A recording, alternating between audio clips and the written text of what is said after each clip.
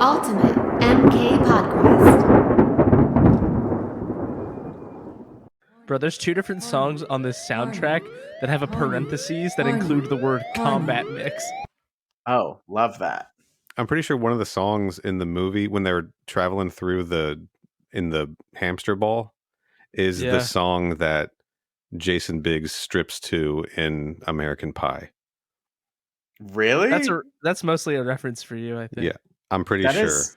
That is not the song I would strip to. It's too high tempo. I like to make it slow.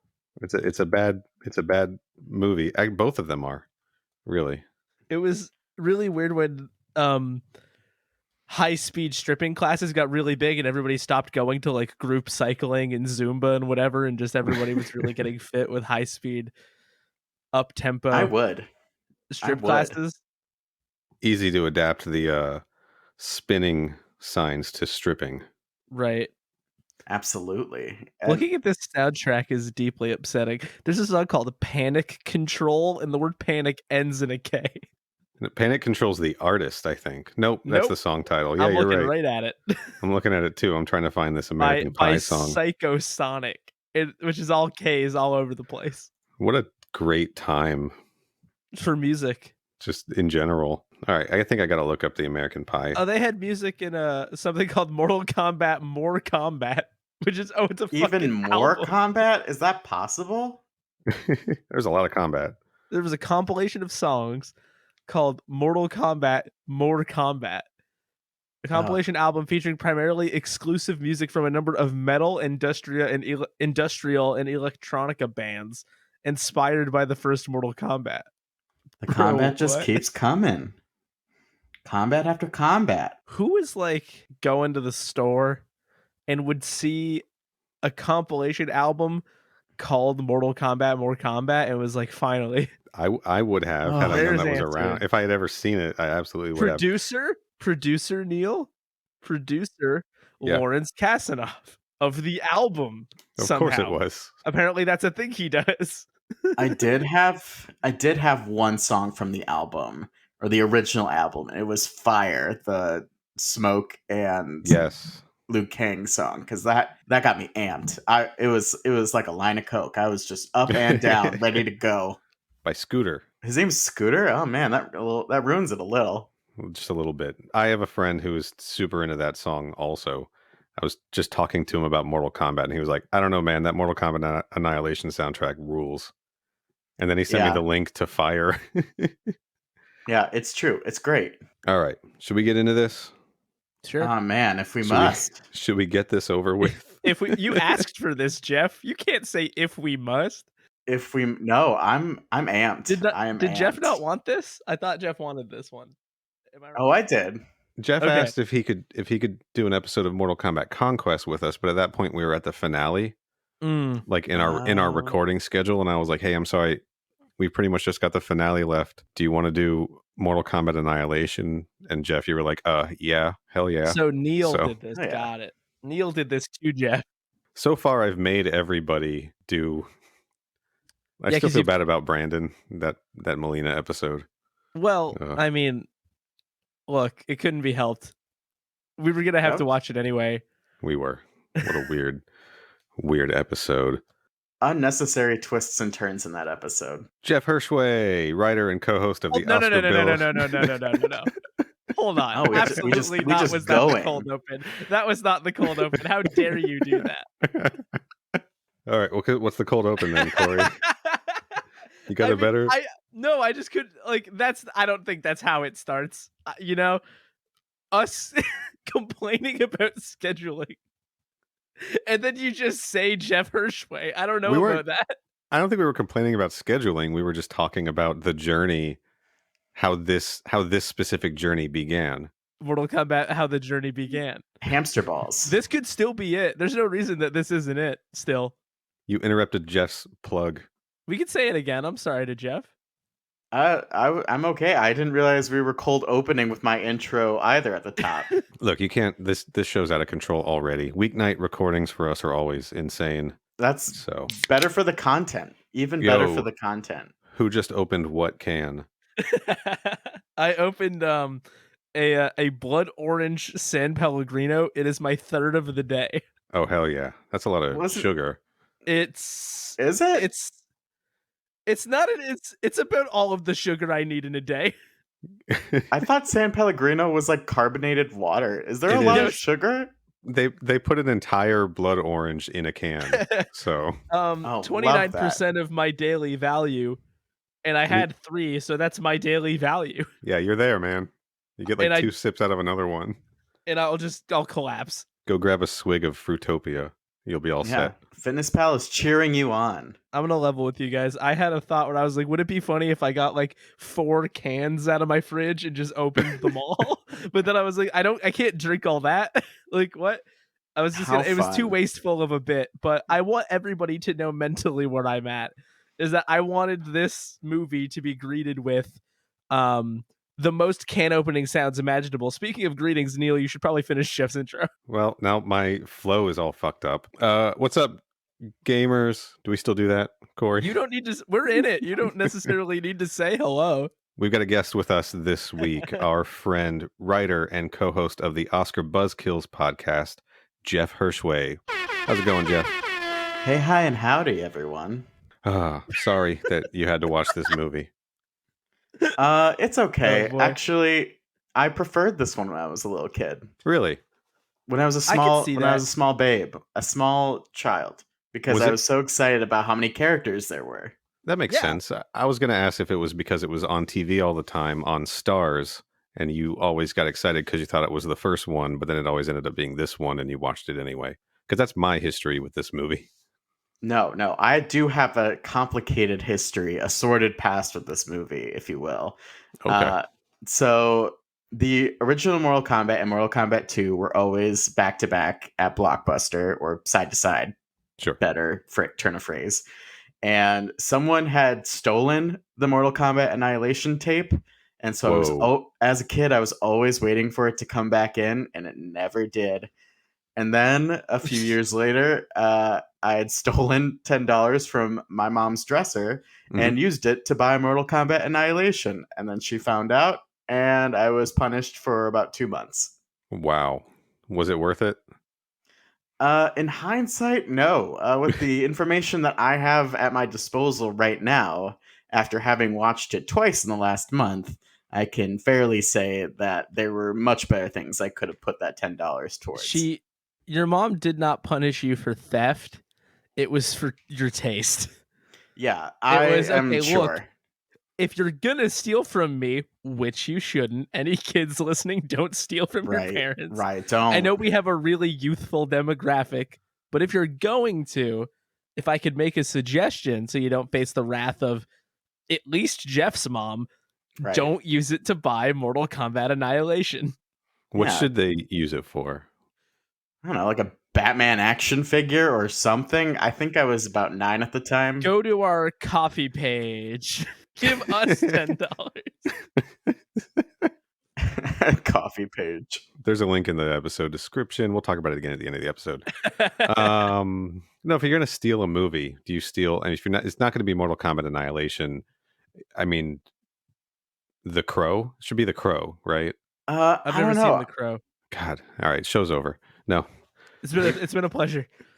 Batman 89. I would have probably, in hindsight, Batman 89 because that would have been worth it. I was 10 at the time. I would always ride my bike to Blockbuster, Best Buy, and Borders, and the 3 Bs, as they call them. Yes, exactly. That's exactly what we called them because I grew up in a small Midwest town, and that's what little kids could do at the time. That's all we had. Yeah, I guess like loiter around strip malls, but yeah, essentially that's all I did. And then finally I had the money for something, and I put it towards something that, you know what?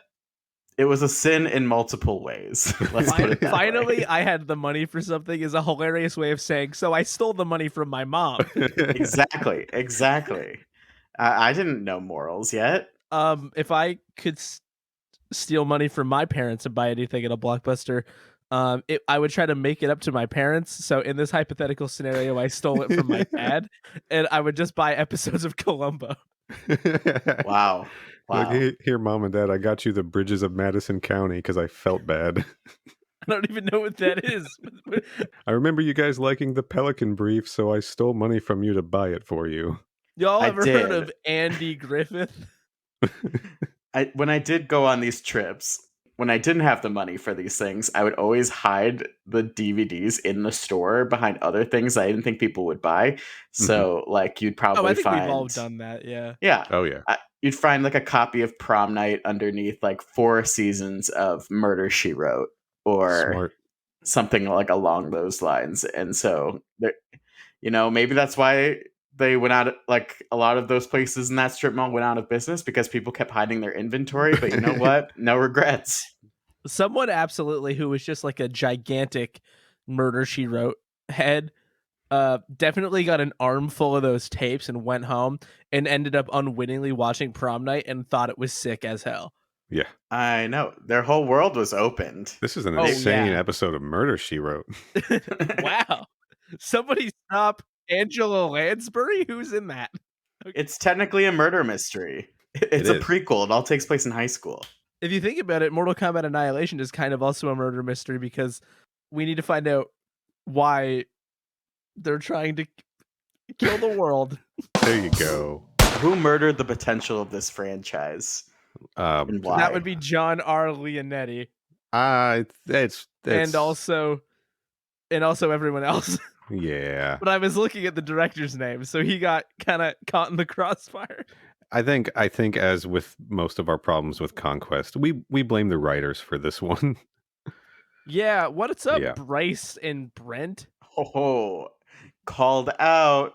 They're listening right now. Jeff, you watched this movie twice this month? Yeah, who hurt Jeff? Well, yeah, because 2021 came out. Sure. And so I wanted to show my boyfriend the original movies. I thought you just meant the year started. Yeah. I thought you were like, so 2021 came out. And I felt like things weren't bad enough. So I'm sorry. I thought that I could just get away with saying 2021 and not saying the full Mortal Kombat 2021. No, we're idiots. You got to be as clear as possible. We're the dummies. Don't worry. 2 halves of 1 brain. That's us. 2 brain cells rub them together. You get this podcast. Yeah, so I wanted to show my boyfriend the originals, and he didn't like the first Mortal Kombat. That happens. If people don't have that nostalgic attachment to it from being younger, yeah, I can see that. It's not a very good movie. It's a movie I like, but it's not like very good. Case in point. Generally speaking. Corey's seen that movie twice. Once for the podcast. I like it, but I get it. I get why somebody wouldn't. I think Reptile was the breaking point. I think once Reptile, the CGI Reptile, not the human Reptile. Once he saw that, he was like, "Yeah, I'm gonna bail," and like didn't really give the rest of it. He held out for a while. As much credit as maybe it needed. What do you think of Annihilation? So Annihilation, I went into this rewatch, first of all, saying Mortal Kombat 1 is a masterpiece. It's great. Oh, yeah. Fully basing it off of memory. I don't know if you'll love it, but like, here's the concept. It's great. And then, he didn't really like that one. But then Mortal Kombat Annihilation happened. And then I went into that one saying, this is the worst movie ever made, or one of the worst movies ever made. And we can get high while we watch it. I don't care, but I do want you to watch it before we see the new movie. And he said that it was, quote, fascinating, and he understood what they were trying to do and how radically different it is from the first one. And, I was just kind of sitting back, being quiet and being like, yeah. Sure. Different in that it has no structure whatsoever. And it's just sort of a series of images. Yeah. And it can mean and do whatever it wants to your brain. It's a bold choice. This is my first time seeing this movie in actual like proper image quality. I had seen it previously once on Zoom screen sharing, which was essentially visual gibberish because it like froze and bled images and just it was incomprehensible. And to see it as someone intended, I dare not say God, but somebody wanted this movie to look like this, Christopher Nolan. And that was an eye-opening experience for a lot of reasons, but whoo boy. In the parlance of the hit meme, sheesh, because fuck me, dude. There's a lot going on here. So I've watched this movie 2.5 times in the past 2 days. You're insane. Wow. You're unhinged. Yeah. And I've watched it. I've probably seen this movie 30 times. And the reason I had to watch it 2.5 times before we started recording this is that I'm walking away with zero. Like, it's like every time I watch it, I'm watching it for the first time. Yeah, I see that. I don't retain anything. None of it makes any fucking sense. Like, I forget about those goddamn the velospheres every single time, and then I'm like, oh, that's right. There's hamster balls in this fucking movie. The fact that they thought about the etymology of velosphere so that it sort of sounds like an actual word. Shout out to Bryce and Brent. Someone tried. So I was talking with our friend Damien a couple weeks ago, and he asked me if I knew about the Mortal Kombat Annihilation drinking game. Oh, no. And I'm going to share that with everybody here. Damien Damaski sent this to me. I don't think he invented it, but never been happier to not be someone that drinks before hearing this game, because I can never participate. this would kill a man. Right. Yeah. And like we said, we have a very young audience, and we can't be telling kids to drink. Yeah.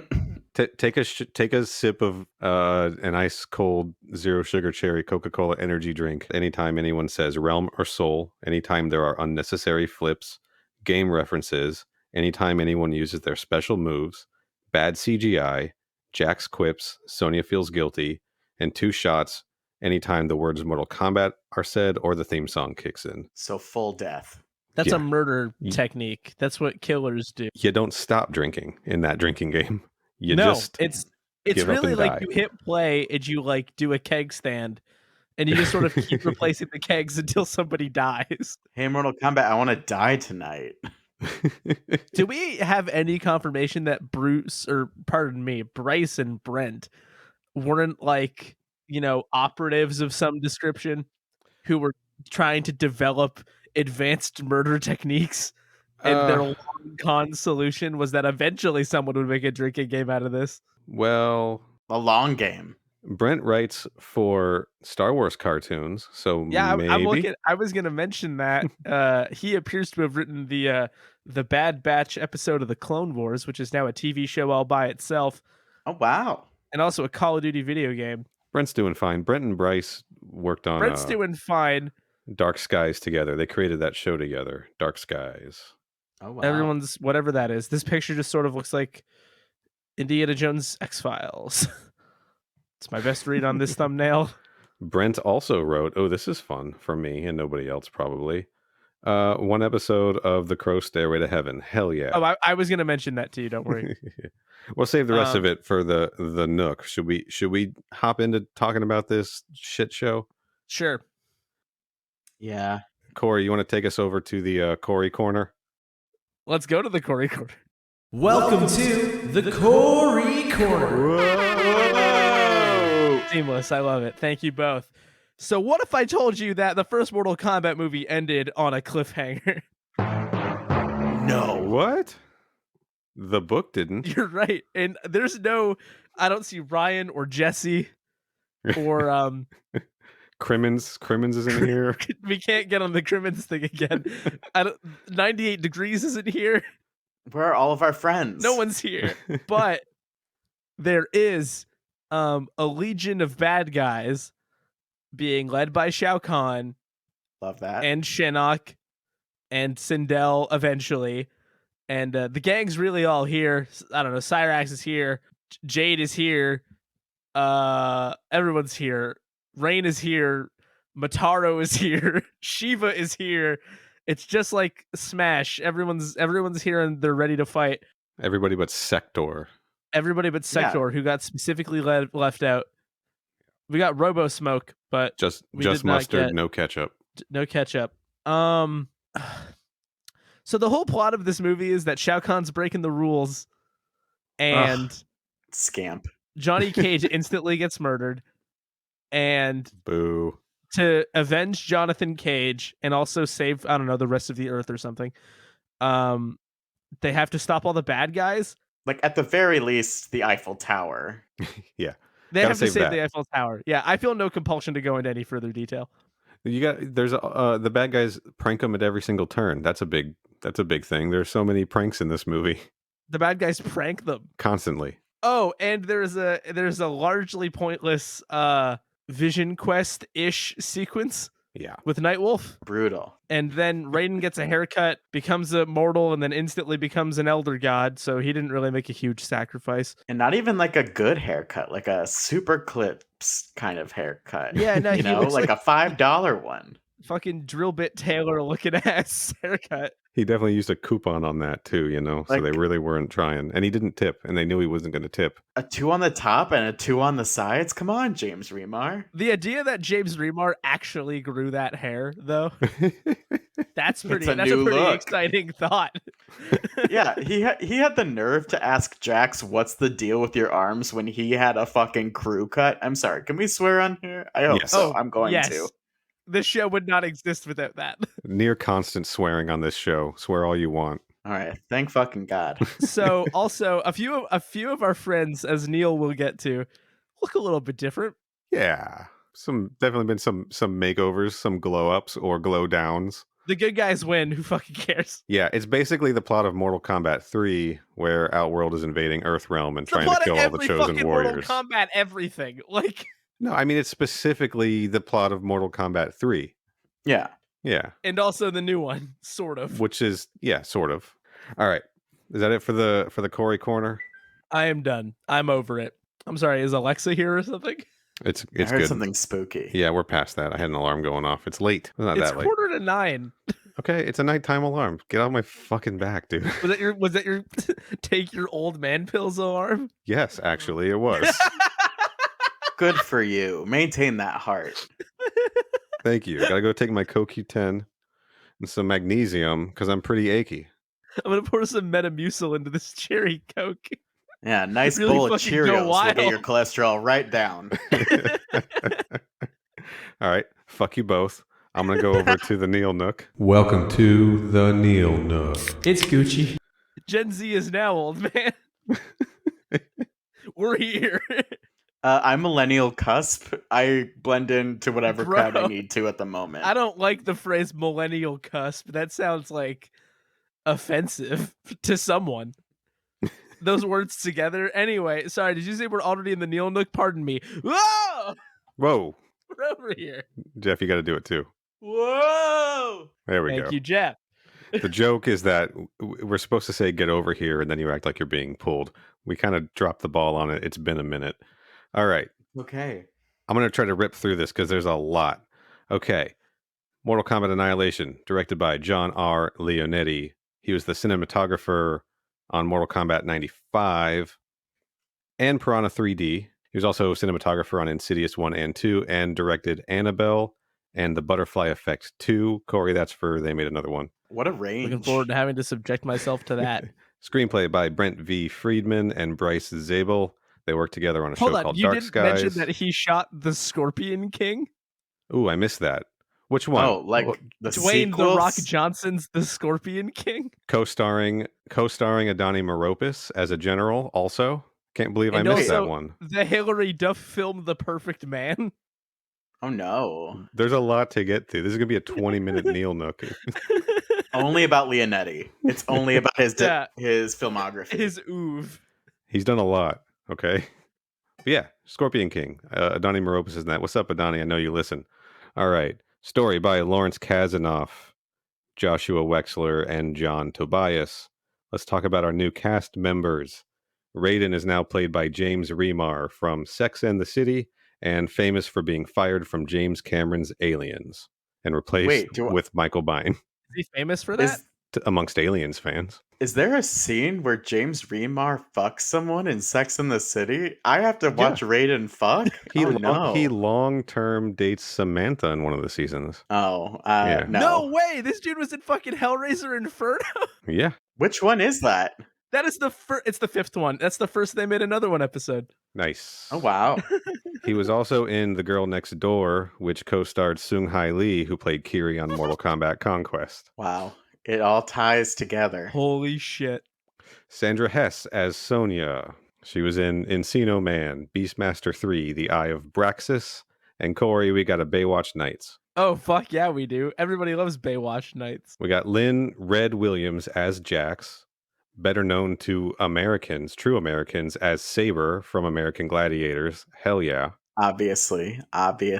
Too young for that. Yeah, me too. I was just trying to fake it. Jeff's like, I may not be an American Gladiators fan, but I am a patriot. So I'm going to be all in on Saber. No, I'm on Corey's side. I'm a patriot for Canada, not America. I've heard of American Gladiators. Do they fight each? Holy Is it like shit. cage matches? Guys, He also does voices on the Saints Row franchise. the word patriot's going to come up again soon, so just brace yourselves for that. Okay, whatever that is, I think I missed it. Brian Thompson as Shao Kahn. Jeff, are you a Buffy the Vampire Slayer fan? I absolutely am a Buffy the Vampire Slayer fan, and I know that he is both. He was in the pilot. Yeah, he was Luke of Buffy. He was Luke in the pilot, and he was also the judge. Yep, I believe. Yes, he was. Who? Spoiler alert! Gets blown up by a rocket launcher. Yeah, he does. Which was probably the height of Buffy the Vampire Slayer. Hell yeah. Yeah. Brian Thompson's also got an episode of VIP and an episode of Baywatch under his belt. Also Charmed. And he played Goth the Barbarian in Hercules. Wow. Rainer Schoen as Shinnok. A whole bunch of German films and a voice on Batman Beyond for one episode. I'm tearing through these. Musetta Vander as Sindel. She did a VIP, a Buffy, a Xena, a Boy Meets World. She was in Wild Wild West and Oh Brother, Where Art Thou? She was also I guess, smaller role in the very underpraised film The Cell with Jennifer Lopez. Oh shit, that's cool. Yeah, from Tarsem or Tarsem. What's that man's name? Am I thinking of the right girl, movie? I would not know. Pardon me while I Google The Cell and make this podcast 48 minutes longer than it needs to be. I am right. That man's name is Tarsem. Tarsem, okay. Tarsem Singh. Moving on, I guess. Now I'm the problem. Irina Pantieva, I hope I got that right, as Jade. She played herself, presumably, in Zoolander. She's a model. I am Jade. All right, now let's get into the Conquest people, Corey. This is where you need to pay attention. J.J. Perry from Mortal Kombat Conquest as Cyrax, Scorpion, Noob Saibot, and Tarkatan number 3. John Medlin, the Conquest stunt coordinator, as Ermac. Dana He, Cian from Conquest, as Melina. She also doubles Kitana, Sindel, and Jade. Sultan Udin, who played Noob Saibot in Conquest, as Raptor number 2. Mark Queso, who doubled for Sub-Zero in Mortal Kombat 95 and played Leonardo in TMNT 2 and 3 and did stunts on Conquest as Raptor number 1. This is not a Conquest 1. Ray Park, aka Darth Maul. And Toad from X-Men, right? What? Yeah. Toad? Is there an X-Man named Toad? Yeah. In the original, that's a myth. 99, the 1999 yeah, one, the first right? X-Men live action movie, yeah. Is it a big frog? He's frog-like, but he still looks like a human. People often pair Sindel's line as one of the worst movie lines of all time with a line that Storm says to Toad in X-Men. Do you know what happens to a frog when it gets struck by lightning? The same thing that happens to everything else. That is literally the line. So. This is all new to me, so this is good shit. Ray Park, a great track record. Ray Park also played Rugal in the King of Fighters movie. Very bad movie. Yeah, that's the bad guy, Rugal. Rugal. Yeah. He played Tarkatan number 2 and Raptor number 3 in this. Dennis Kiefer plays Baraka, aka Tarkatan number 1.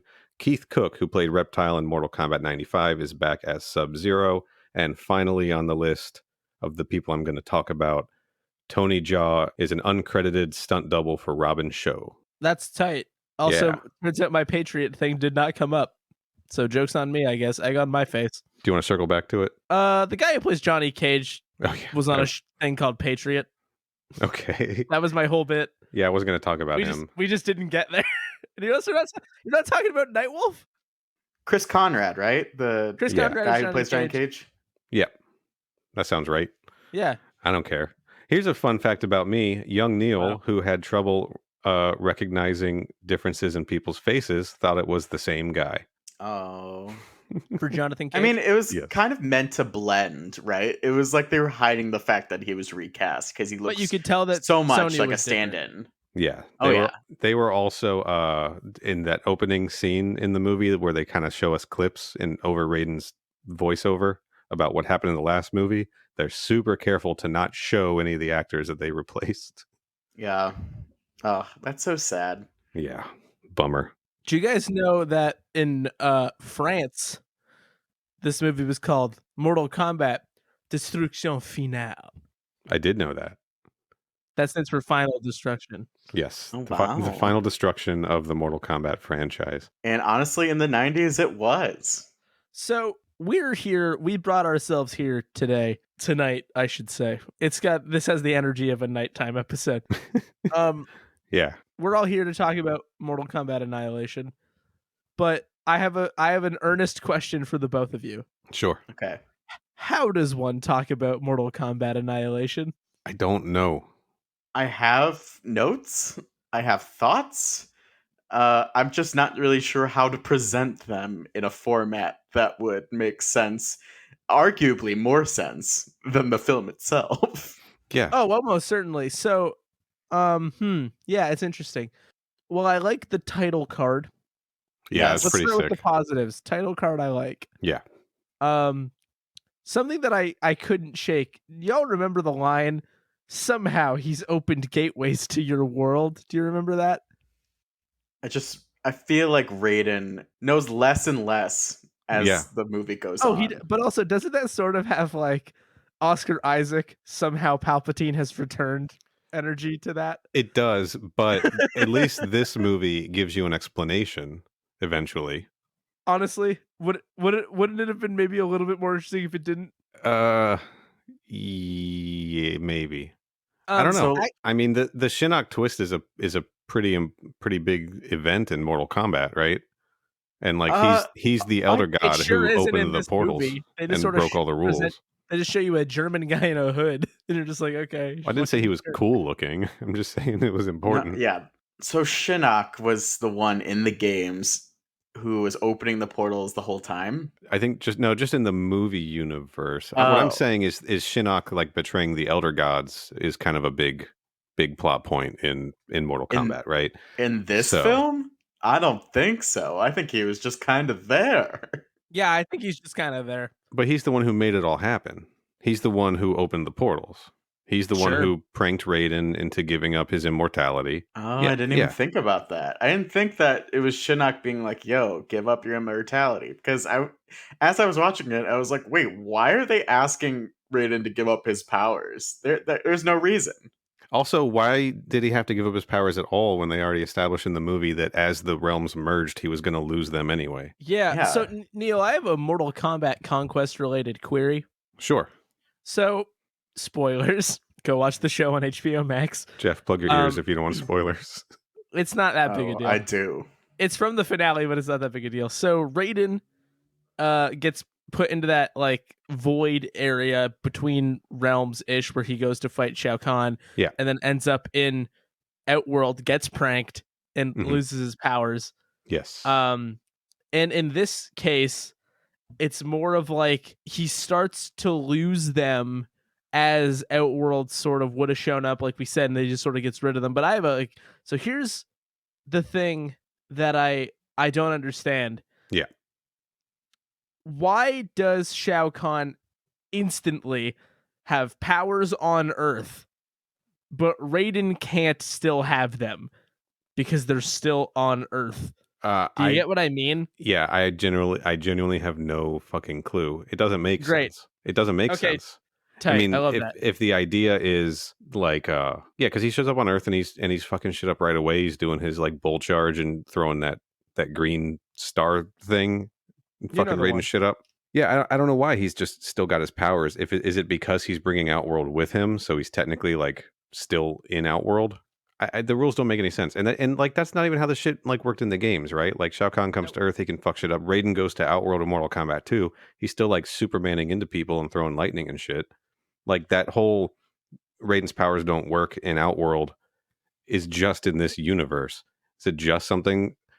I mean, I don't know. Maybe the short answer is that like Shinnok broke another rule so Shao Kahn could keep his powers. Bitch, who cares about the fucking rules? You think that would have like tipped off Raiden as to what was actually going on, right? Except Raiden's fucking incompetent in this movie. Dude, this is like, okay, so we're a Mortal Kombat Conquest podcast, and I'm going to keep doing this because it's all I have. Sure. Because this movie gave me little else to say. How is this Raiden less useful than Conquest Raiden? I don't know, but they pulled it off. Like Conquest Raiden is like a dick. Yeah. But he does have sage words at times. Right. And gets involved as needed. This is just James Remar wanted to like hang out on set. Yeah. So like they put him in a costume and they let him. It's cool substitute teacher energy. You know, and not like intentionally cool. Like, yeah, right. He wants to be cool. No. He wants the football players to like him. Yeah, he's like, all right, your teacher wanted you to do this worksheet while she was gone, but I'm going to go ahead and pop in Torque, and we can watch Torque while you're doing the worksheet. Yo, Christopher Lambert is out. It's time to party. Let's just go walk around some rock formations. This is like a substitute teacher. He rolled in a TV to this classroom and started showing episodes of Mortal Kombat Conquest, basically. Never mind the fact that, why is the opening of this movie so fucking washed out? It looks like garbage. That's that Outworld influence. That Outworld tinge. Yeah. The Outworld tinge. That's great. I hate that. But like, dude, it just looks like shit. Like it looks so Outworld bad. Is shit. You're right. I can't argue with you. Outworld, whenever they are actually... When they say that they're an Outworld, it just looks like rubble and shit and piss. And then Sindel's outfit, for anybody who didn't notice this somehow, Sindel's outfit changes color within moments of her arrival. Good for her. It's blue for a couple seconds, and then there's a cut. Are you sure that's not purple? Are you sure that's not just the shit? It's when she's walking up. It's happened every time I've watched this movie. Yeah, but I saw that the 2 times. It's notably blue. Definitively blue. I will pull up the tape. I swear to God. Sure. And then it is notably purple. But everything is blue. I think it's just an environmental. It's not. Man, right. My rent. I'm not paying for this movie again. Sorry, folks. I'm not. I have HBO Max pulled up right now. I'm gonna find the receipts. Hey Jeff, you want to do me a solid? It's pretty early on. I definitely saw it too, but I read it as just like a shadow. It's not. It's 2 different colors. It's so profound. Is it dark at first, like a blue, and then it turns to purple? It's no, because the purple's also bright. It's like a pretty katana ass blue, and then I don't know, man. It's a lot. This is where we find out Corey's colorblind. Absolutely not. Don't you dare slander me like that. Well, it's also lycra too, so yeah, it's got like some shine to it. It's not that. It's not just if you look at it weird in the sunlight when the moon hits your eye like a big pizza pie outfit's purple. That's not what it is. I'm watching it right now. I have it on mute. I wouldn't say it's blue. I would say it's like a lavender. It's blue, Jeff. Like a light purple. I need to pull this up. Sindel. Hold on. This podcast is about this now. Corey, I absolutely saw it this time because she's walking up between Rain and Ermac. Color. Corey, Corey, listen to me. I'm agreeing with you that it absolutely looks like it's a different color because she's walking up the steps between. We got Rain and Ermac, we got purple and red, and she very clearly looks blue in comparison to them. Absolutely. Yeah. Oh, I just looked at Rain and then I looked back at her and it was blue. Yeah, this is like that. This is like that. Is it white and gold or is it blue and black dress? Yeah. Thank you. Thank you for vindicating me. Sorry I got so heated back there. I just take Sindel's outfit color really seriously. It should be purple. Then we don't have to talk about the rest of the movie. Can we talk about how bad the ninja costumes are in this movie? Because they're really fucking bad. They're not good at all. Are they good? Are they practical? No and no. Would I like to own one under a glass case? Fuck yes. Sure. Yeah, you know what? It looks like the motion capture costumes, like what they would use for motion capture. A lot of weird, like extra. They're just extra. These ninja costumes are just a little extra. Far too game accurate, I would say. Oh my god, you cut out. Jeff and I thought you said it was too gay. Oh my god. No, never too gay for me. It's never too gay. That's why I live for Sindel. I don't know, man. This movie was fucking weird. There's some cool shit in it. We get a lot of references to things that popped back up in Conquest, right? Like, they finally give us Smoke. They teased Smoke at the end of The Serpent in the Ice. But they give us Smoke as a robot. One thing I noticed is that when Liu Kang and Katana are just, I don't know, at the center of the earth in the Velosphere chambers. Fully Earth's core. Wow. You look, yeah, they pan up from a lava pit, and that's the same fucking lava pit that we see Scorpion fall down in Mortal Kombat Conquest, like guaranteed. Yeah, probably. They just reuse that shot, but then they have Scorpion rise out of that pit, and he's got two snake spears now because it's not just one. Because it's the sequel. Oh, then we got that Scorpion Sub-Zero fight, the fight that everybody wanted to be in the first movie, right? Yeah. And that was pretty good, I think. What did you think of the fights overall? The both of yous. I think it was a mixed bag. I think the fights probably have like the biggest nostalgia factor for me because I remember all of them being good, but then now I see the choreography of the Raiden Reptile fight and oh god. Ooh, hot garbage. The opposite of the Reptile fight from the first movie. I will say in my favorite fights, they did not waste the Cyber Ninjas, in my opinion, because I think the Cyber Ninja fights with Cyrax, Sonya, and Jax was good. That was really good.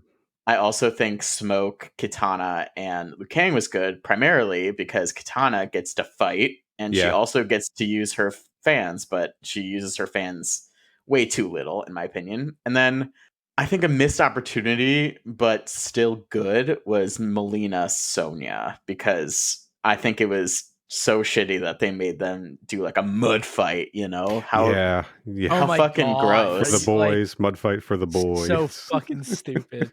I have a note that it just asks, like, why is this fight in the mud? Between that and Jade showing up in classic Zhu Zhen fashion, is this the start of horny Mortal Kombat? Horny. Oh god.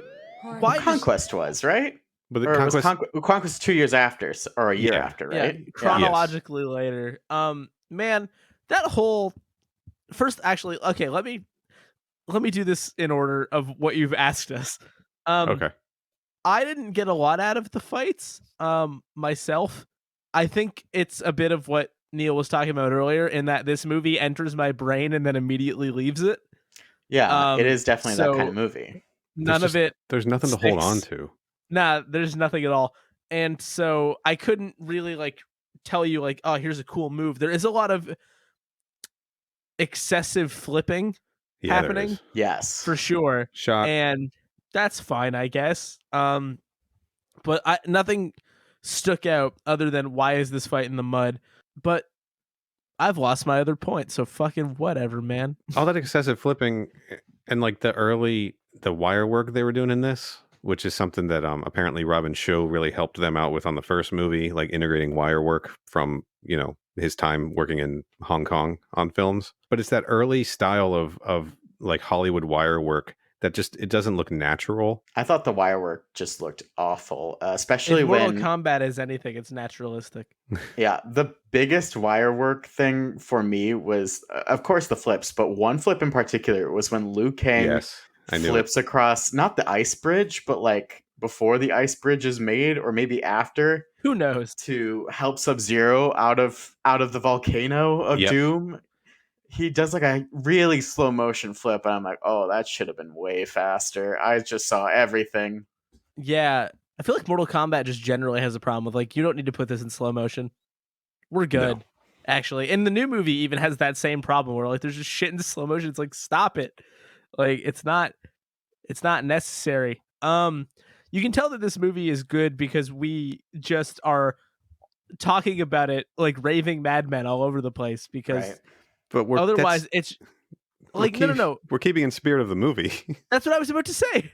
It's the movie's fault because it's just like There are entire sequences of this movie that are just random shots of people fighting to the point where it's like borderline incomprehensible.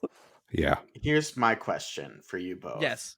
Sure. Who were your unironic MVPs of this movie? Or one, if you had one? Because I have two. I generally am a big fan of Jax in this movie. Yes. Some of his quipping was really good. I think the problem was that they just had him do way too much of it, and most of it didn't land. But like when he's facing off against Motaro at the end, and Motaro like whips his tail and he's like, "Yeah, I'm gonna make you eat that thing." Like I genuinely like that got me. I think Jax is funny because he is playing it as someone who is coming into this universe knowing absolutely fucking nothing. Yeah. He still gets way too much understanding for it. But there was one moment that just I always laugh at is when he and Sonya are walking, and it's right before the Melina fight. Yeah. And Sonya just melodramatically says, "No one told me why Johnny had to die." And he was like, "Who the hell's Johnny?" Yeah. Because he hasn't fucking been here this entire time. That's genuinely so funny. And it's so funny really thinking like he's just completely overlooking how sad his friend is. Just like, who are we talking about? Yeah. Where am I? What's happening? They were just in a fucking explosion and in a fight with a robot. And then all of a sudden she's just like waxing poetic. And then suddenly, she's like cracking jokes with him. She's like he puts his fist through the wall, and she's like, "That's a nice look." But I'd lose the wall. Yeah. Oh my! You guys remember quotes? Good for you. Oh, I absolutely. I sure don't. I stole $10 whole from my mother to screen this for my. If you didn't remember for myself, your mom would be even more disappointed. Yes, at least I retained but it. But now you can go to your mom and you can be like, "Hey, here's a podcast. Sorry about all the swearing. Proof that was worth it for both of us." You know, my mother has heard much worse on a podcast that I've been on. Okay, great. We love that. So shout out to Jeff's mom, who is definitely listening. Make sure you like and subscribe. I have said on my podcast that I would like Clint Eastwood's son to use me like a toilet. I think my mother will be she'll be like, "Oh, this one's not so bad." She's like, "Oh, Jess really dialed it down." She's been like, "Oh, he must have been to church last week." That is what she's thinking if she listens to this podcast that I am guesting on currently. Wow. Well, oh my god. So we need to rank every character in this movie on a scale from would not let them use me as a toilet to would let them use me. I don't think we need to do that. We could though. I do have another MVP though. I do think that Sandra Hess as Sonya did what she could. Yes. You know what? I agree. With what she was given. And I think she was not given much. Yeah, her fights were like the most visceral though. Yeah. Like especially I feel like all of her moves felt like she was like landing them. I guess. She got to do fights, right? Like I know everyone's down on Sandra Hess because like everybody in the world is we're all just universally horny for Bridget Wilson Sampras. But bring her back. Bring her back. Also to be clear, she's just really good in the movie. She is. Like, but if Sandra Hess was fighting an uphill battle from the beginning, and then the writers of this movie gave her absolutely nothing. Yeah. Right. But they gave her fights. Sonya in the first movie had 1.5 fights, right? She had the fight against Kano, and she had like the fight in the Goro chamber against all of the like faceless guards with Liu Kang and Johnny Cage. She didn't get to then she gets kidnapped and put in a Xena dress for the rest of the fucking movie. And that's another thing with this movie is the Cyrax fight. I think instead of the faceless goons, it should have been she fighting Rain. I feel like that would have made much more sense. I think people would have gotten a fight with Rain instead of him. Too, also. Yeah, instead of Rain getting knocked into a fucking fire pit, have him fight Sonya in the Cyrax thing. So I don't want to go into this too much, but one of the changes in the movie versus the novel is that Rain isn't in the book. It's Baraka, and the person who gets thrown in the fire is just like some outworld general, not Rain or Baraka. But the producers were like, we need more of the characters in the movie. You got to get some of these characters in the movie. I think they saw the Baraka masks from this movie and they were like, "Yeah, we can't focus on these." Yeah, they're not good. That's fair. I do have one thing that I do think is good. Yeah. And I'm gonna say this with reference to the fact that there are sets from Conquest that I like because they sort of look like a high school production of Mortal Kombat Conquest. Sure. And that's fun to me. I would love to go to a high school production of Mortal Kombat Conquest. Dude, honestly. Now that I've put that into the world, like, what are we waiting for? I know a high school band teacher who has connections. Okay. Glad you hack the system, Neil. Got where you were going on that sentence. Hack the mainframe. Please hack the system.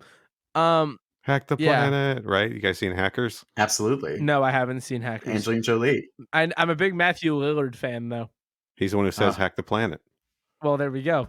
That's a winner in my book. I mean, honestly, a lot of people say hack the planet and Hackers. You guys want to talk about Hackers for an hour? Sure. Not really. I could talk about Hackers for an hour. Neil, I've never been less surprised by anything you've ever said. But I like a lot of the sets. I think it carries over the same thing from the first movie, which is like some of the sets are interesting and the lighting, while simple, is straightforward and nice to look at. I'm thinking Under the Bridge during the Scorpion Sub-Zero fight. I like the weird temple-y area where Raiden fights those meaningless dudes. I like those sets look kind of similar, so you sort of get what I'm getting at. I like that the ice bridge looks very clearly like it's out of styrofoam. That's fun to me. But in an unironic, not mean way, I like how some of this movie looks. I do too. I genuinely do. What did you think of Shao Kahn's throne room? He's done some remodeling since Conquest. I like it a lot, actually. It's sick as hell. I like it. He's got like all those carved serpent statues and that fire pathway up to his throne. It rules. And he's got that big cage where he, puts people. Right? There's not like a ton of room to move though. It's like a one long fire hallway and then his throne. Like, where do his servants park, They should have called Johnny Cage Big Cage. I want that cage, if Katana wasn't in it, it just has a larger version of the Scorpio. I like that he can hit the Mortal Kombat logo with a hammer. Yeah. And then it lights up. What's up with that? What's the story? What is that? If you watch that scene 3 times in one day like I did, you'll notice that he doesn't actually really hit it. He's very carefully bringing the hammer down onto it. It's not a real swing. It's magic, Neil. Because it's guaranteed just made of styrofoam. It's magic, Neil. They're like, we can only afford one of these, so don't actually hit it. The hammer's magic, Neil. But what does it mean? What does it all mean? Why does it light up when you hit it? Because it's magic, Jeff. Because it's magic. The same reason they've got arcana marks that turn into dragons. Oh yeah, no, God damn it! I missed that whenever I was young. When these tattoos were their safe passage into Earthrealm. It's their arcana. It's insane. So I'm not going to stand here and defend Mortal Kombat 2021.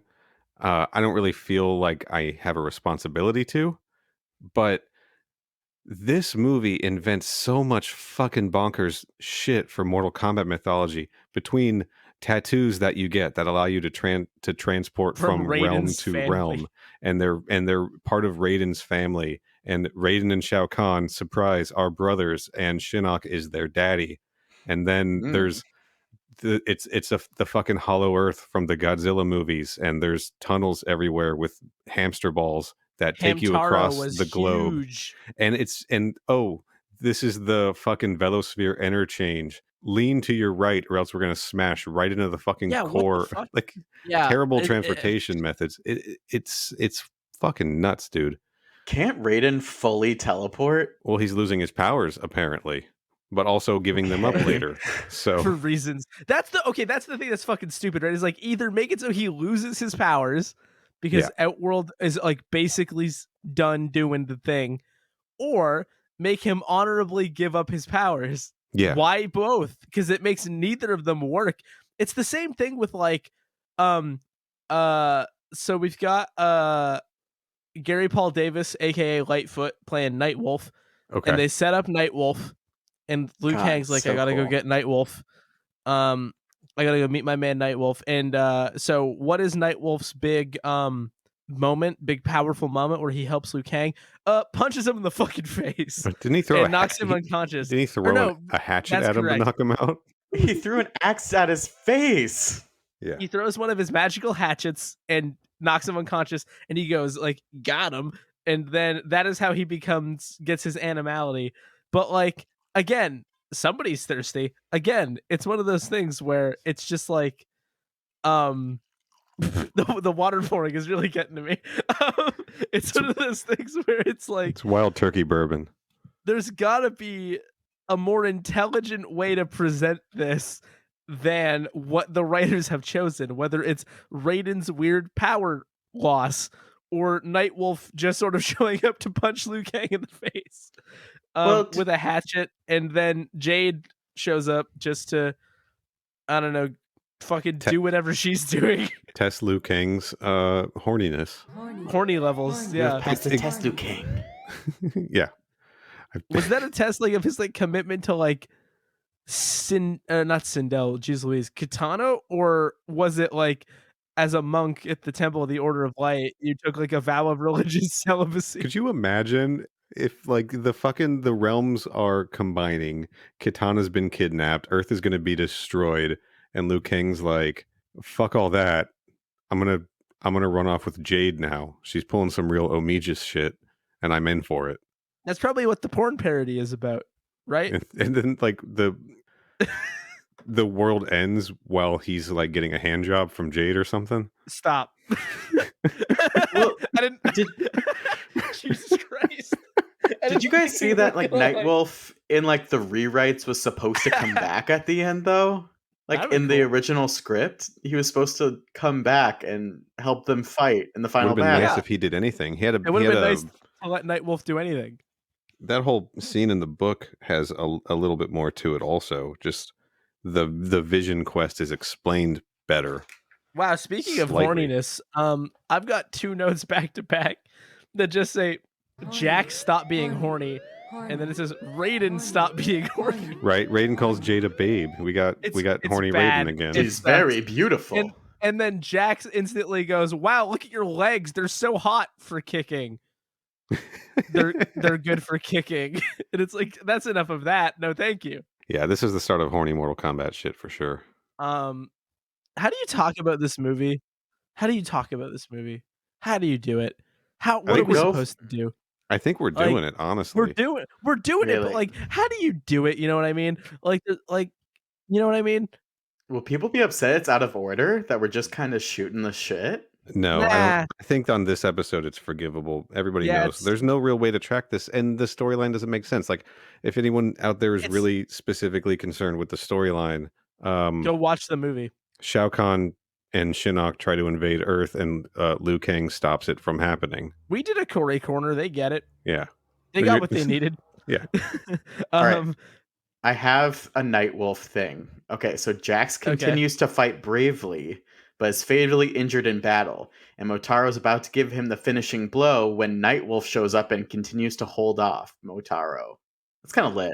Fuck Motaro. It would have been great to see anything different at the end of this movie, honestly. And look, I don't mean anything by what I'm about to say on like a personal level. Oh no. But like, so Motaro sucks, right? Yeah, Motaro sucks. Motaro sucks, and it's not a good character in this movie or anything. And so we're dealing with Motaro, and the way they have the actor's face like done up to be more like centaur-y, is it maybe like the least appealing shit in the entire world? It is. It's like, pretty. He looks jacked up. He sounds weird. His lines are all weird. Big fucking horseman. I'm not into it. I'm not into Motaro at all. I don't like him. Meanwhile, sorry, my brain got scrambled. I got all goofed up. But I do think that Shiva, on the other hand, because they have a lot of scenes where they just sort of yell at each other. Yeah. They made that work for sure. The other arms look pretty good. until you realize that those other arms typically move in the exact same fashion as her real arms. Sure. Yeah. I'm sure a lot of, if I had 4 arms, I'd probably do something about like that. Oh God, I could do so many things at once if I had 4 arms. We don't want to know. Get your fucking mind out of the gutter, dude. You're the one who's talking about hand jobs. I said it once. I will say, based off the torso alone, I would let Motaro ruin me. Jesus Christ. Most sexual episode of MK Podcast continues. This is a constant horny. I'm going to open this episode with a horny alarm. And just let it play under the whole thing. Just a low horny alarm throughout the entire thing. Motaro has lovely pectoral muscles, and that's all I'll say. He's a horse, Jeff. He's a horse with a man's body. Yeah, not all of him is a horse, Corey. Just the parts that count. Not all. Stop. Not all. The legs. I'm talking. Jesus, you're the one who's making this shit weird. I don't think. Wait. What do you mean? I meant the legs. What does that mean? Did you get a shot of those calves? I'm just saying. Anyway, I wouldn't say I would fuck Motaro, but he could like trample me a bit. I don't know. Pick me up in his big arms, see what happens. Sorry to Jeff's mom. Darren McBee. If you got this far. Darren McBee as Motaro, known for Mortal Kombat Annihilation, Batman Forever. Oh, not those two things. He was. Hey, either of you guys watched Veronica Mars? No. Yes, I loved Veronica Mars. Do you remember that episode where the guy was smuggling, the kid was smuggling steroids for a gym owner? Yeah. He was the gym guy. That tracks. Yeah. He was also in a movie called Immortal Kombat. What? Let's watch that. Yeah, but spelled with a C. Immortal Kombat and spelled with a C. I think we need to watch that one. Yeah, that sounds like the true sequel. So, this movie's got some... You guys want to talk about the Bible? Yeah, isn't it fucking wild that Judeo-Christian creationist myths somehow are known in Outworld? That's a whole thing. That's complicated. Maybe he's just been studying. Not unlike Mocap's backstory, where he becomes part of like Edenian folklore as a constellation in the sky. Or maybe in like Clashton like Christian fashion, they just co-opted like other religions' creation myths into their own. So wait. Let's talk about this. What? When Shao Kahn at the beginning is like, the earth was created in 6 days. 6 days. In 6 days. We're gonna. Anyway, what I wanted to talk about was those lines, because they're really, really fucking good, actually.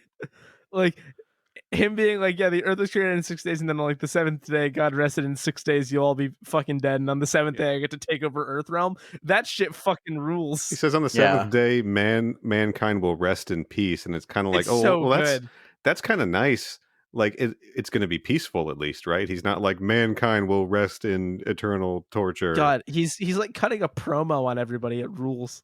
I like this dude as Shao Kahn. Like I think I definitely prefer our Conquest Jeff Meek Shao Kahn interpretation. But this guy's got like, he feels genuinely threatening at times. I would prefer him bigger. Like taller beefier. And like thicker. I think he's not very menacing. He's like 5'6". He felt pretty menacing to me, but he was definitely shorter than Shinnok, which was funny. I just think, so for me, I think that he's the better Shao Kahn we've gotten to date with the mask off. There you go. Okay. Because Jeff Meek wears the mask the entire time. Yes. But also I like being able to see his face and him be like kind of excited. Yeah. And then his dad just roll in and be like, actually, fuck you, my fail son. My large adult son who sucks that I hate. He hates both his kids. Yeah, not a great parent. Raiden at least has a reason. Oh, we get to see this guy in the upcoming film, The Tragedy of Macbeth. Nice. Good. I feel Brian Thompson. I feel like he's a good actor. He just wasn't given anything to work with here. And I feel like they just kept, like, the director just kept saying more, right? Yeah, no. Like, nobody was given anything to work with here. And they just sort of made it work. Also, he was on an episode of Buffy. Yeah, we talked about that at the beginning, Corey. He was the judge. That was like a full thing. Well, I fucked up. He was also on an episode of Birds of Prey. He was also on VIP and Baywatch. And was Goth the Barbarian in Hercules. We're starting going the in podcast circles. over. Oh no! Oh fuck! Oh shit! I like Brian Thompson. I generally like everybody they cast in this. Like I've seen James Remar and other stuff, and he's good, right? It's just that old movie ain't good. That dog don't hunt. Yeah, it's just bad. The script was bad. The story's nonsensical. The opening of the movie is literally just like shots of people fighting. Yeah. And the end of this movie is just sort of shots of people fighting. We get to see Noob Saibot. That's fun. He came back from Conquest. He looks nowhere different. Near goopy enough. But he does goop out of Ermac, so they kept that consistent. And he looks different, which just kind of leads... Corey, I think if we say it on here, we can cite this as a source and I can get it added to the trivia, finally. Pretty clear that the reason Noob Saibot looks different in this movie than he did in Mortal Kombat Conquest is because Shang Tsung killed him in Conquest and skinned him to make that sweet leather jacket that he wears in that series and the movie. Sure. Girl, I guess. Right? Whatever lets us put it on the IMDb trivia. Because it got rejected, so I need to resubmit it. Man, this film. It's not great. It's not great. It's also not good. It's really, really fun if you don't pay that close of attention to it, though.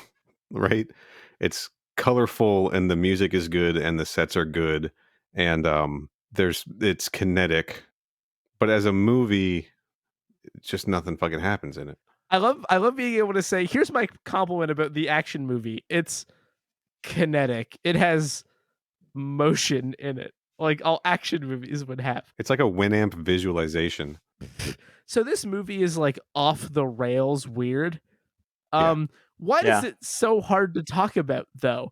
Like I feel like just like verbally, all you can do is just verbally describe it. Like it's hard to really dig into the specificities of individual scenes because as sort of mentioned, it's like a weird blur. Every scene is this: two people are paired off in a different location and get in a fight and either win the fight or lose the fight. And then we move on to the next location. Like that's all it is. That's the entire fucking movie. Liu Kang and Kitana get paired off. They fight Smoke and then Scorpion fights Sub-Zero and then kidnaps Kitana and Sonya and Jax fight Cyrax and then a CGI monster thing and Malene is there. And then everyone kind of meets up and Raiden goes off and fights 3 raptors, but only raptors. They fucking call them raptors in the credits. 3 Zatarans. Only puts one of them down. And then we cut back to everybody else has somehow defeated Sindel. We didn't even get to fucking see that. We didn't even get to see Raiden like fuck up the other 2 Zatarans. Sounds like this movie has a reptile dysfunction. Like that's all it is. That's the whole fucking movie. And they're like, Sindel's the key. Psych, we tricked you. You got pranked, motherfuckers. She's not the key. Oh wait, she actually is the key. Like it. I gave up on keeping any meaningful track of that. Neil and I were talking slightly while I watched this, and I fully I'm like, I've checked out. Like at a certain point, I just gave up, and I was like, okay, I'm sort of over it. This doesn't make any fucking sense. I can really only point to moments that I like brief seconds, like Sindel's hair whip when it is revealed. When it's revealed that she is not the key to unmerging the realms, she whips with her hair and it's like electric, and then it like all sucks back into her head. Yeah, that was kind of sick. And then she just kind of turns around in circles and laughs like she's trying to turn into Wonder Woman. No, and then she was sort of feeling disappears. it. She was feeling it. I was in it with her. She was embracing it. And then Jade just like sneaks out the back door. So can we circle back to the writers real quick? Yeah. Our boy Bryce wrote a television miniseries called Pandemic. Oh shit. Oh, what did he know? Tiffany Thiessen was in that from Saved by the Bell. Yeah, the very same. I've seen the weird CGI, or not CGI, but like green screened poster, like Photoshopped. Faye Dunaway. Also, my last note about Mortal Kombat Annihilation, just to give sort of a sense, it's why does everything feel like it's the same 2 moments, but they take 120 years to occur?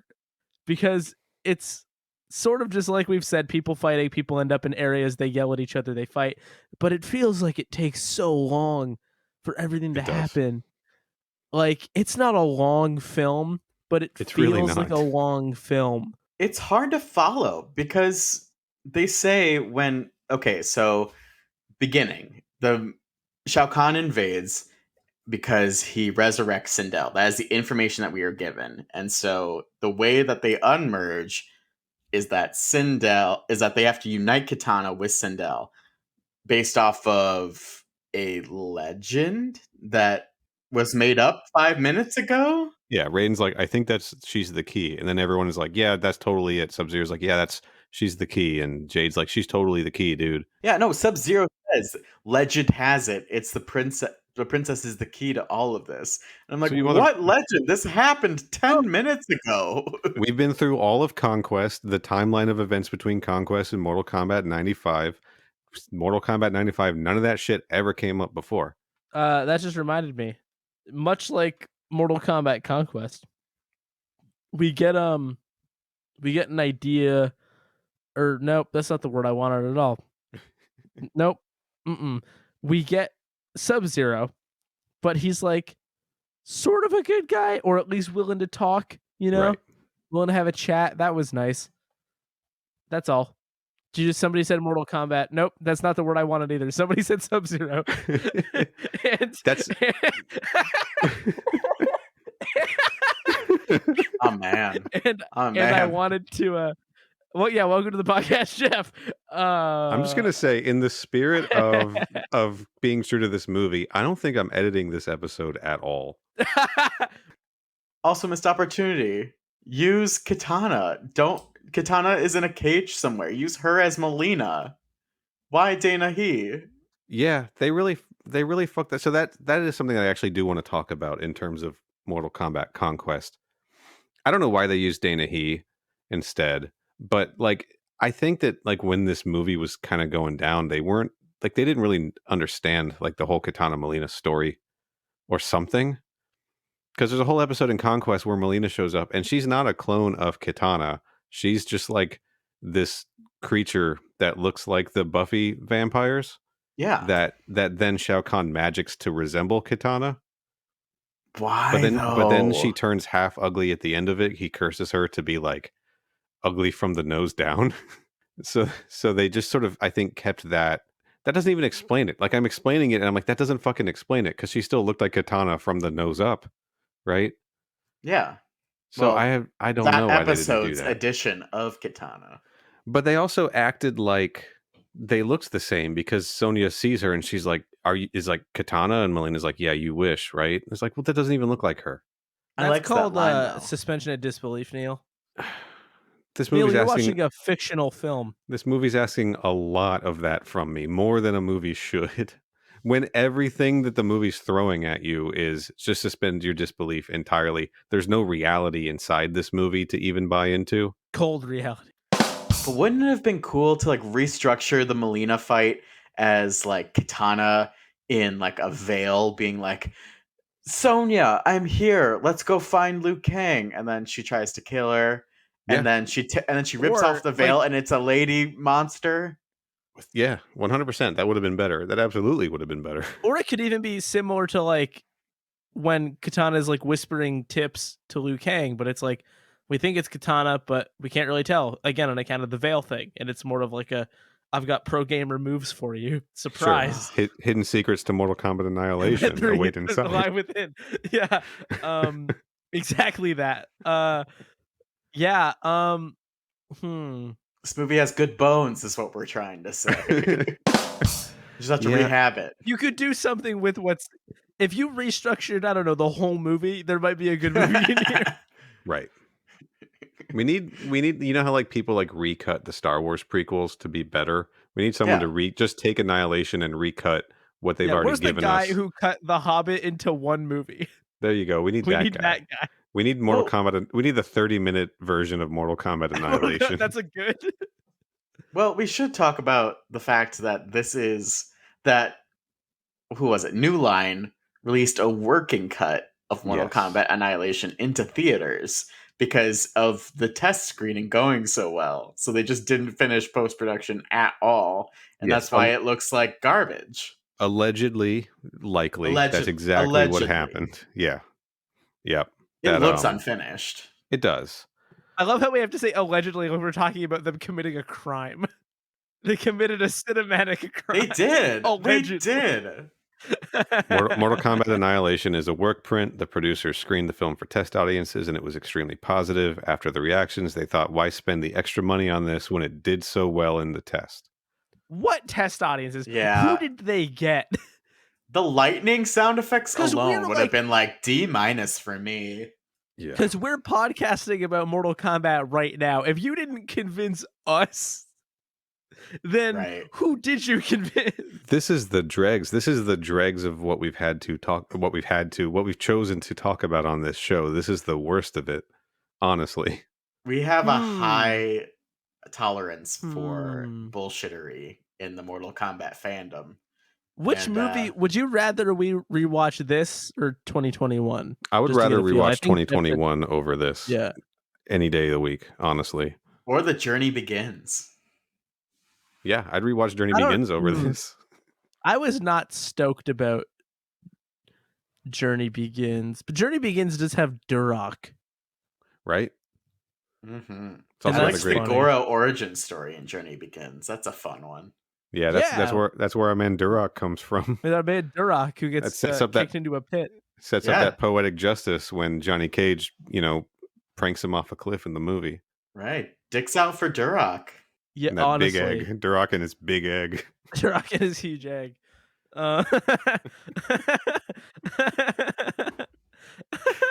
See, you'd rather watch Journey Begins over this again, wouldn't you? Just for that. Yeah, I think you're right. Yeah. I love that episode of Sesame Street. Sesame Street. Sesame Street. No edits. No edits. I love that episode of Sesame Street where they say that D stands for Dicks Out for Duroc, and everybody thought that was really cool. Also, I really that joke was worth it. Corey, you got mad at me for saying hand job 10 minutes ago.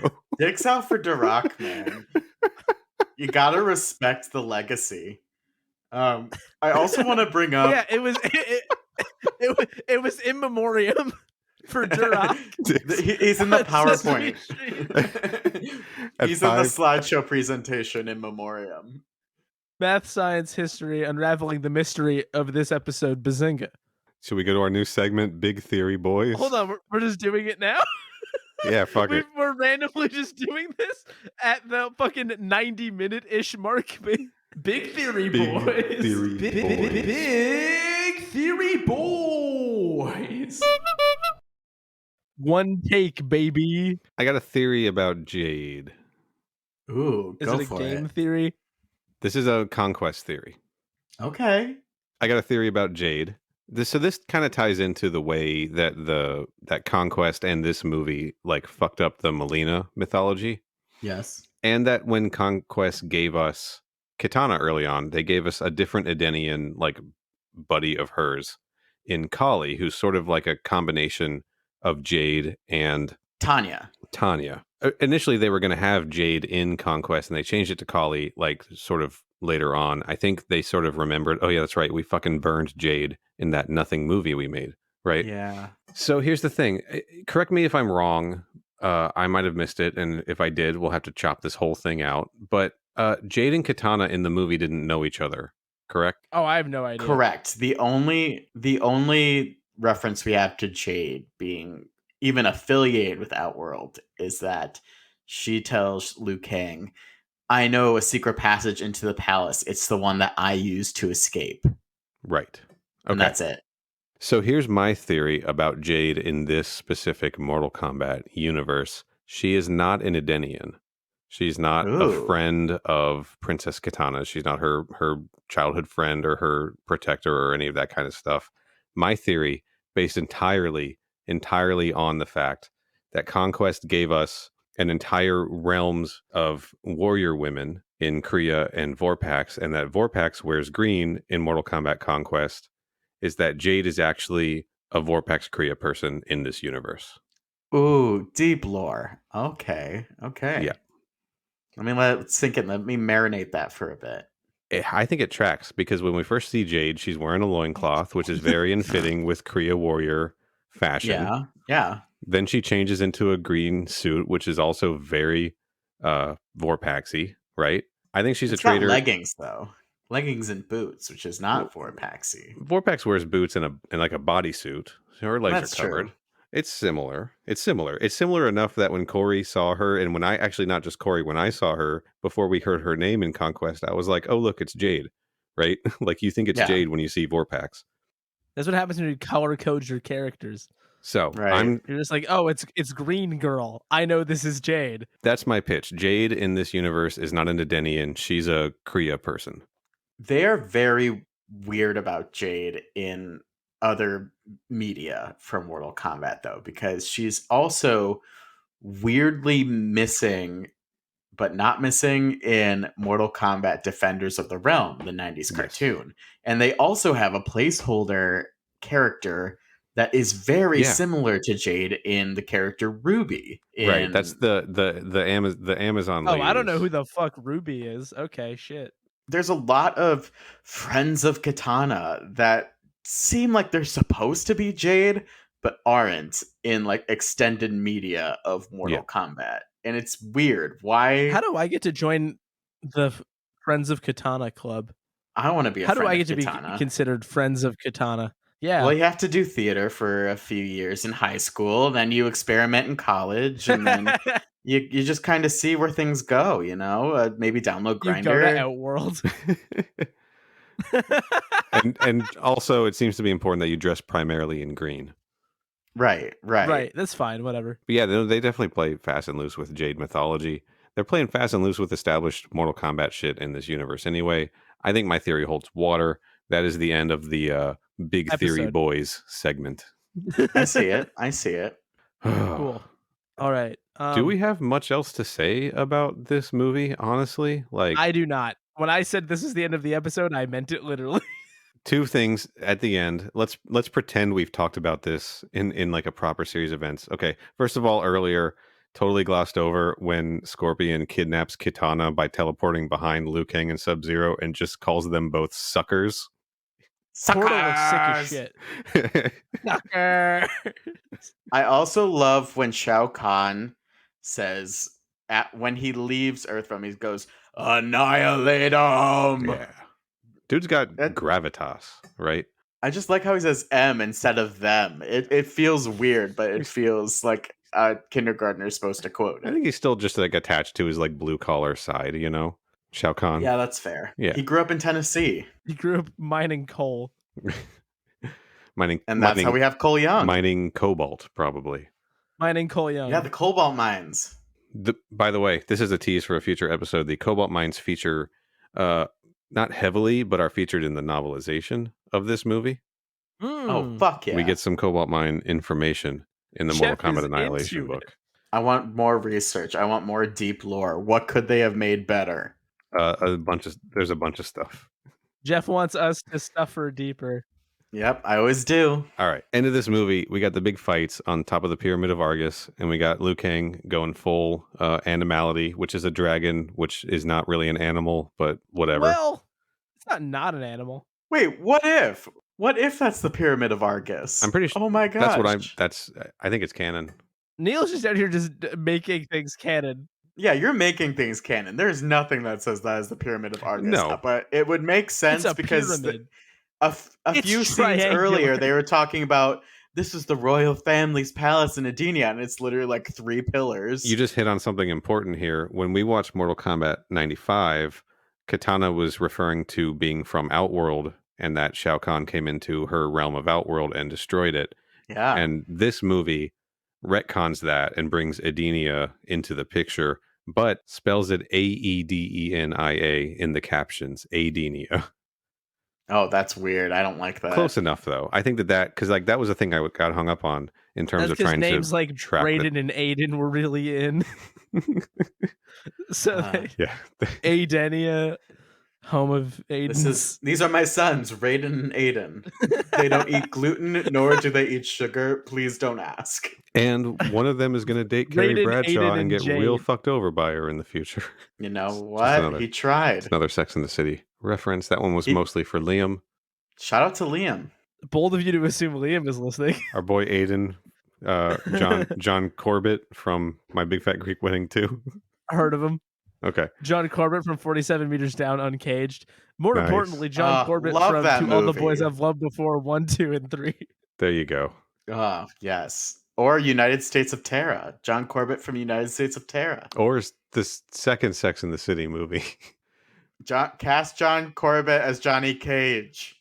John Corbett is Johnny Cage. I've heard worse ideas. Yes. Do you want to end on that note? No, because I'm in the middle of telling a story about the end of this fucking movie. I thought you Corey. were done. You started talking about other shit. So the animality What shit do I look happens. like? Someone who's paying attention? So the animality shit happens, and Shao Kahn turns into that like weird long snake King Ghidorah Hydra thing, and that was just truly vile.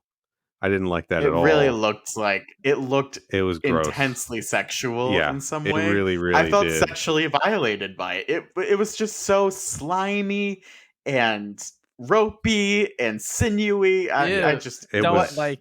It was bad. There's words I want to use to describe it that I won't, because I'd like Corey to continue doing this show with me. Jeff, you can say whatever you want. What could you possibly mean? I'm honestly not doing it. It was gross. It was uncomfortable. I didn't like any of it. And I like the Alien movies. I do too. But I think why did both of the animalities, why did each of the creatures look wet? Yeah, why were they wet? It was not raining. It was just lightning. Shao Kahn was particularly wet looking in his monster form. And then after that happens, and they realize that Shao Kahn is now bleeding and mortal because the elder gods intervene and caught on to Shinnok's like shitty prank, and are like, "Gotcha, we're pranking you now, motherfucker." And Shao Kahn and Liu Kang start fighting. There's just a moment where they're both just trying to choke each other out with one hand.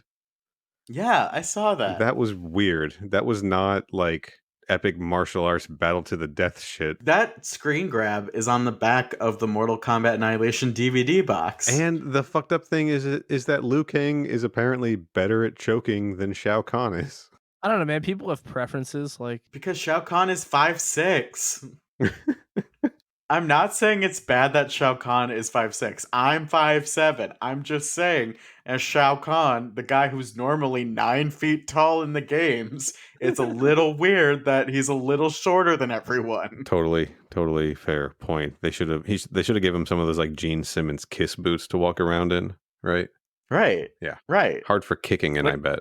Tom Cruise made a whole career out of wearing platforms. Why can't Shao Kahn? Wearing platforms and standing on apple boxes. Exactly.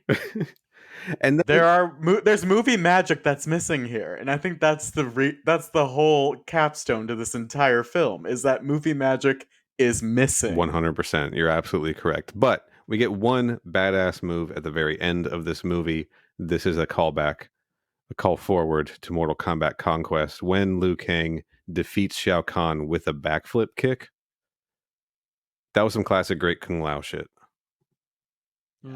That was lit. Yeah. I will agree to that. So we ended on a high note, at least. Truly. But I don't really have anything else to say about this fucking movie. And I do not feel bad about not tracking it beat by beat, because who the hell can? The filmmakers couldn't even do that. They didn't even make an effort. Jeff, would you watch Mortal Kombat 2021 over this movie? Oof. The thing is, I would not leave anything out of the Mortal Kombat rewatch. I think all of it is a part of its history in a way. Yeah. And despite how garbage this movie is in every single category, it fails. I do think it feels like a Mortal Kombat movie. I think that's fair. I mean, sure. You know, we didn't skip it either. We're here. Yeah, like in terms of rewatching like the 3 theatrical releases, sure. I would say you have to watch them all in order to understand them. I think I would probably watch 21 first, just to show people, just like if I was having a movie night, I would show 21 first, because that's the easiest to get on board with. Sure, it's a little bit more accessible.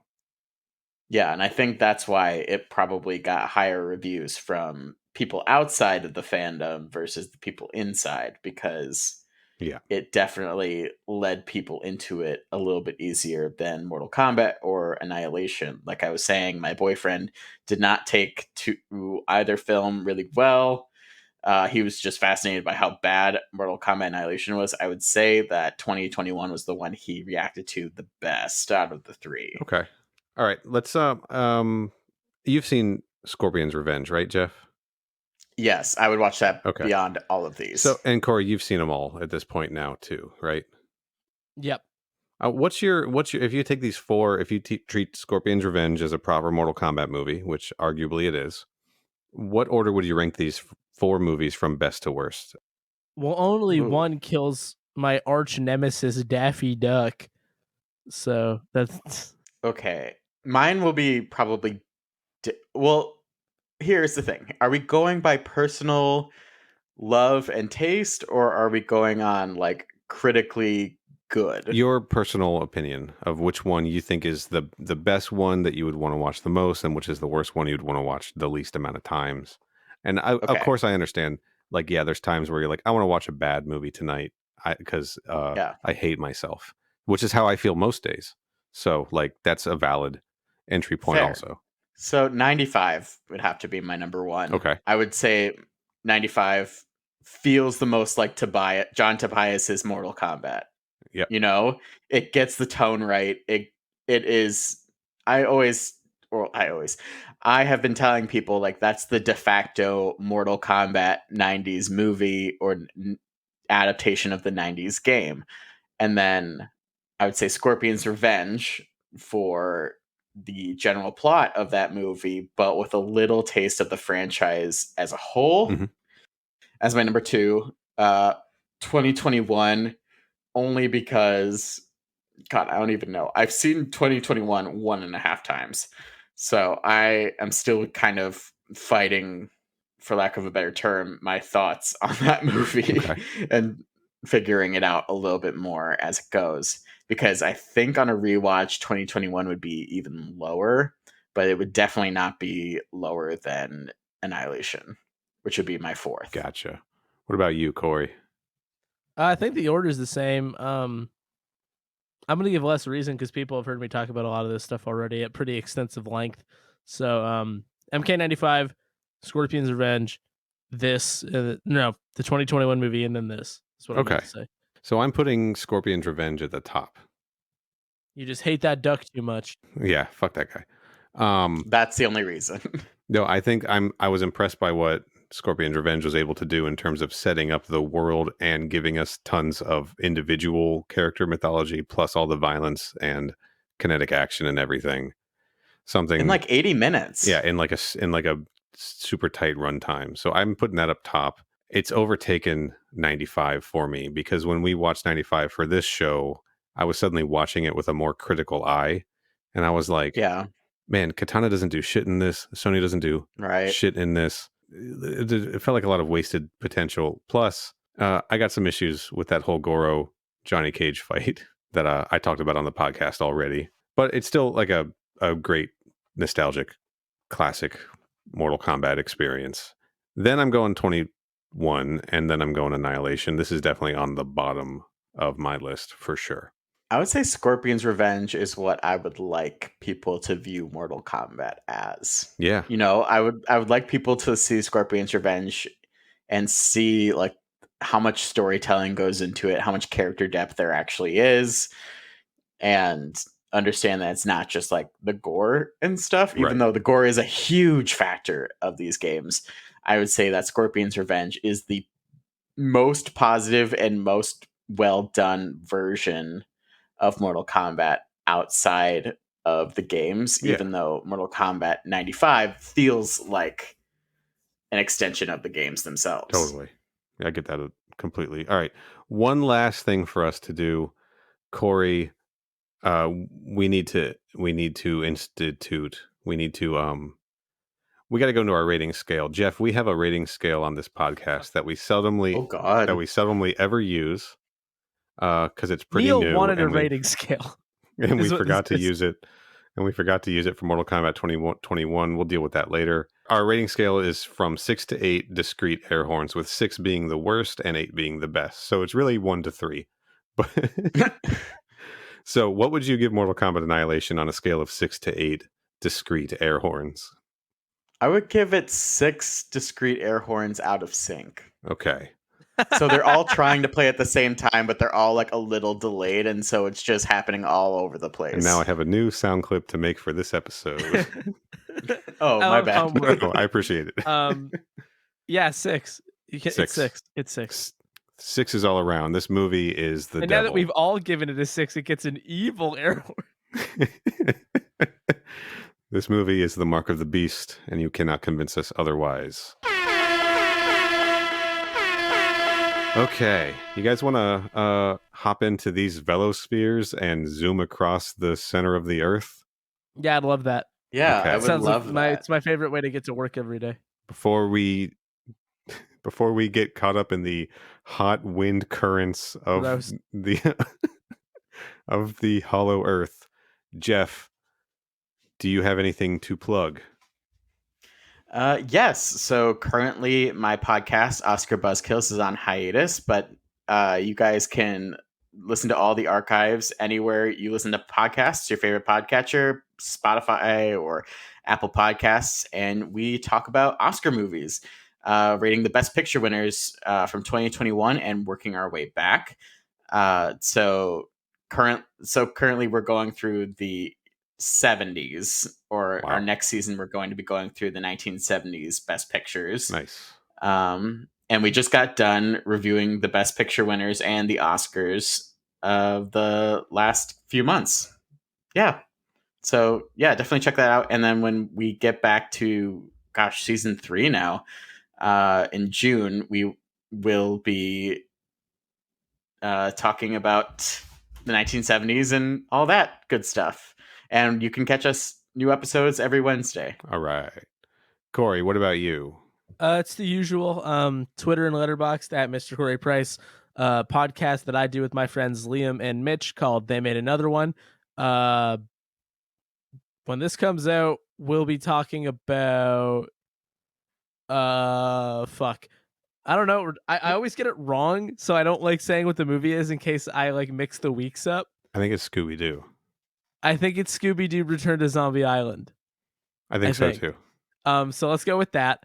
And that's They Made Another on Twitter, which is all one word. It's TMAO on Letterboxd, and it's They Made Another One on all your podcasting stuff.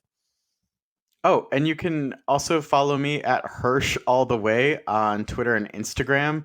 It's Hirsch, like the Hershey bar, and then All the Way. Definitely wanted to plug that because I would love more Twitter followers. Hell yeah. We'll put a link in the show description too. Fuck yeah. Time to get Jeff some clout. Please, I love attention, but only when it's like Good. outside of my personal space. If you ever meet Jeff, don't look at him in the eye, but follow him on Twitter. Yes. Tell me that you love me, but say it with your back of your head facing me. Tell other people you like Jeff. We are in line for an ATM and we are not facing each other. But you are aware I am behind you. You're each using ATMs on the opposite side of an ATM lobby. Exactly. That is all I want. You wake from up in the people. middle of the night, you hear weird rummaging sounds downstairs. You know it's Jeff. He broke into your house. He's in your kitchen. You tell him that you're a big fan. He says thank you and leaves. This is every interaction you will Exactly. ever have with Jeff. Little known fact, I break into people's houses, ask them for praise, and then leave. You can find me on Twitter at Final Neil. Follow my retro gaming Instagram account at Final Neil Retro. Follow the show on Twitter and Instagram at MK Podquest. And Corey had to pay money to rent Mortal Kombat Annihilation, so why don't you give us some at ko-fi.com/MK Podquest. Who doesn't love money? Yeah. Subscribe to the show in your podcast app. Give us those good 5-star reviews. And tell a friend. Oh, and follow Oscar Buzzkills on Twitter too. Sorry, I just keep adding more and more. Follow Oscar Buzzkills on Twitter. Next- That's at Oscar Buzzkills, I believe. In the middle Yep. of the next I'm a episode, we're follower. gonna get somebody's gonna throw a brick through my window with a note elastic banded to it. It's gonna be a new plug from Jeff. Yeah, it's going to be. I'm sorry, I'm going to forget something. And then we're going to throw a brick back through Jeff's window that just says, "You're doing great." Thank you. That's all I need. Literally, don't even talk to me. Just throw bricks through my window. All right. We'll be back next week with something. Yeah, who fucking knows? Honestly, we don't. We certainly don't. This is a yes and environment. It is. We'll find out when it comes out of your mouth. Really, it feels like it often for Corey. It's a no Neil environment. That's part of the joke. All right, I'm stopping the recording.